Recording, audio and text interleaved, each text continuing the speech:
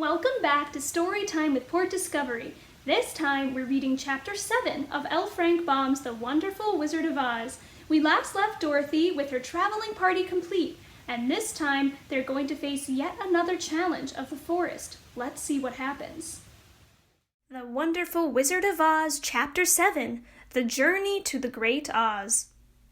They were obliged to camp out that night under a large tree in the forest, for there were no houses near. The tree made a good, thick covering to protect them from the dew, and the Tin Woodman chopped a great pile of wood with his axe, and Dorothy built a splendid fire that warmed her and made her feel less lonely. She and Toto ate the last of their bread, and now she did not know what they would do for breakfast. "If you wish," said the lion, "I will go into the forest and kill a deer for you. You can roast it by the fire, since your tastes are so peculiar that you prefer cooked food, and then you will have a very good breakfast." "Don't, please don't," begged the Tin Woodman. "I should certainly weep if you killed a poor deer, and then my jaws would rust again." But the lion went away into the forest and found his own supper, and no one ever knew what it was, for he didn't mention it. And the Scarecrow found a tree full of nuts and filled Dorothy's basket with them, so that she would not be hungry for a long time. She thought this was very kind and thoughtful of the Scarecrow, but she laughed heartily at the awkward way in which the poor creature picked up the nuts. His padded hands were so clumsy and the nuts were so small that he dropped almost as many as he put in the basket. But the Scarecrow did not mind how long it took him to fill the basket, for it enabled him to keep away from the fire, as he feared a spark might get into his straw and burn him up. So he kept a good distance away from the flames, and only came near to cover Dorothy with dry leaves when she lay down to sleep. These kept her very snug and warm, and she slept soundly until morning. When it was daylight, the girl bathed her face in a little rippling brook, and soon after they all started toward the Emerald City. This was to be an eventful day for the travelers. They had hardly been walking an hour when they saw before them a great ditch that crossed the road and divided the forest as far as they could see on either side. It was a very wide ditch, and when they crept up to the edge and looked into it, they could see it was also very deep, and there were many big, jagged rocks at the bottom. The sides were so steep that none of them could climb down, and for a moment it seemed that their journey must end. "What shall we do?" asked Dorothy despairingly. "I haven't the faintest idea," said the Tin Woodman, and the lion shook his shaggy mane and looked thoughtful. But the Scarecrow said, "We cannot fly, that is certain. Neither can we climb down into this great ditch. Therefore, if we cannot jump over it, we must stop where we are." "I think I could jump over it," said the Cowardly Lion, after measuring the distance carefully in his mind. "Then we are all right," answered the Scarecrow, "for you can carry us all over on your back, one at a time." "Well, I'll try it," said the Lion. "Who will go first?" "I will," declared the Scarecrow, "for if you found that you could not jump over the gulf, Dorothy would be killed, or the Tin Woodman badly dented on the rocks below. But if I am on your back, it will not matter so much, for the fall would not hurt me at all." "I am terribly afraid of falling myself," said the Cowardly Lion, "but I suppose there is nothing to do but try it. So get on my back, and we will make the attempt." The Scarecrow sat upon the lion's back, and the big beast walked to the edge of the gulf and crouched down. "Why don't you run and jump?" asked the Scarecrow. "Because that isn't the way we lions do things," he replied. Then, giving a great spring, he shot through the air and landed safely on the other side. They were all greatly pleased to see how easily he did it, and after the Scarecrow had got down from his back, the lion sprang across the ditch again. Dorothy thought she would go next, so she took Toto in her arms and climbed on the lion's back, holding tightly to his mane with one hand.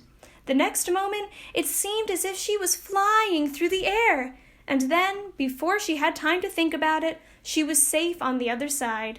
The lion went back a third time and got the Tin Woodman, and then they all sat down for a few moments to give the beast a chance to rest, for his great leaps had made his breath short, and he panted like a big dog that has been running too long. They found the forest very thick on this side, and it looked dark and gloomy. After the lion had rested, they started along the road of yellow brick, silently wondering, each in his own mind, if they would ever come to the end of the woods and reach the bright sunshine again. To add to their discomfort, they soon heard strange noises in the depths of the forest, and the lion whispered to them that it was in this part of the country where the Cailinas lived. "What are the Cailinas?" asked the girl. "They are monstrous beasts, with bodies like bears and heads like tigers," replied the lion, "and with claws so long and sharp that they could tear me in two as easily as I could kill Toto. I'm terribly afraid of the Cailinas." "I'm not surprised that you are," returned Dorothy. "They must be dreadful beasts." The lion was about to reply when suddenly they came to another gulf across the road. But this one was so broad and deep that the lion knew at once he could not leap across it. So they sat down to consider what they should do, and after serious thought, the Scarecrow said, "Here is a great tree standing close to the ditch. If the Tin Woodman can chop it down so that it will fall to the other side, we can walk across it easily." "That is a first-rate idea," said the lion. "One would almost suspect you had brains in your head instead of straw." The woodman set to work at once, and so sharp was his axe that the tree was soon chopped nearly through. Then the lion put his strong front legs against the tree and pushed with all his might, and slowly the big tree tipped and fell with a crash across the ditch, with its top branches on the other side. They had just started to cross this queer bridge when a sharp growl made them all look up, and to their horror, they saw running toward them two great beasts, with bodies like bears and heads like tigers. "They are the Cailinas," said the cowardly lion, beginning to tremble. "Quick!" cried the Scarecrow. "Let us cross over!" So Dorothy went first, holding Toto in her arms. The Tin Woodman followed, and the Scarecrow came next. The lion, although he was certainly afraid, turned to face the Cailinas, and then he gave so loud and terrible a roar that Dorothy screamed, and the Scarecrow fell over backwards, while even the fierce beast stopped short and looked at him in surprise.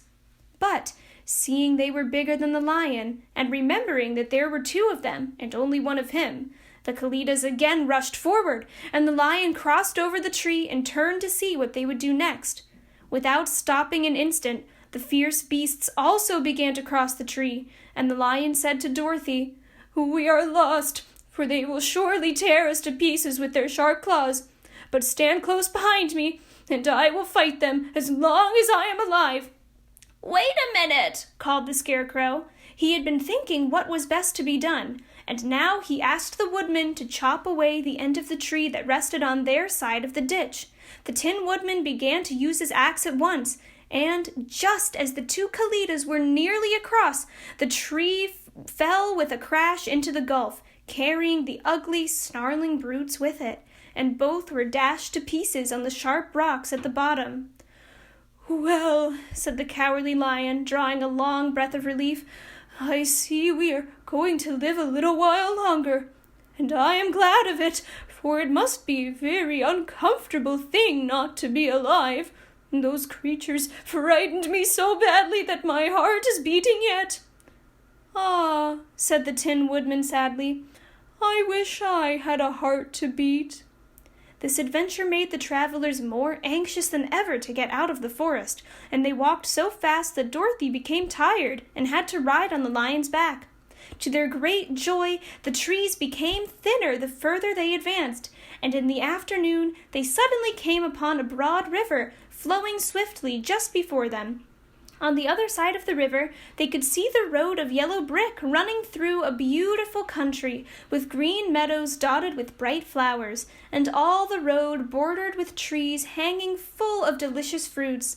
They were greatly pleased to see this delightful country before them. "How shall we cross the river?" asked Dorothy. "That is easily done," replied the Scarecrow. "The Tin Woodman must build us a raft so we can float to the other side."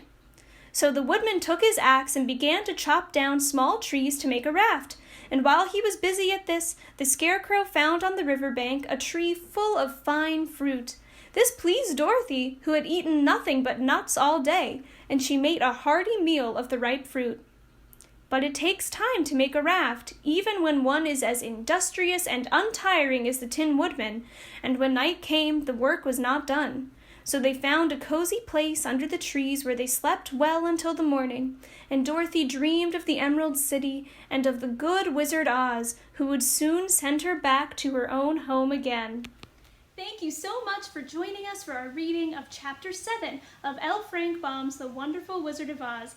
As always, be sure to stay tuned for Chapter 8 coming your way soon, as well as lots of other fun. My name is Miss Cailin, and I'll see you soon.